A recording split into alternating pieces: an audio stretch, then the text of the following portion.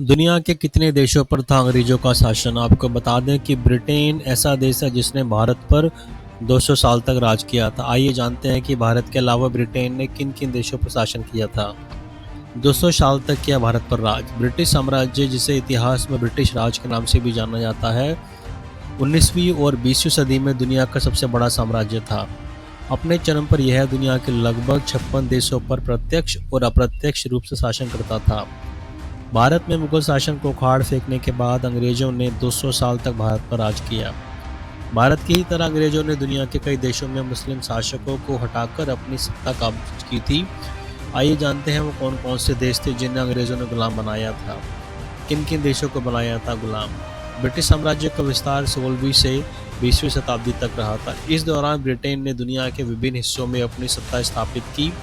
इसमें ब्रिटिश उपनिवेशों में संयुक्त राज्य अमेरिका, जिसमें शुरुआत में 13 उपनिवेश, कनाडा और बरमूडा भी शामिल थे। पूर्वियाई द्वीप में जमैका, बाराडोम, टोबागा, बहामस और अन्य शामिल थे। अफ्रीकी देशों की बात करें तो ब्रिटिश साम्राज्य ने नाइजीरिया, घाना, दक्षिण अफ्रीका, केनिया, मिस्र, जिम्बाब्वे और सूडान जैसे कई देशों पर शासन किया। ये देश भी थे शामिल।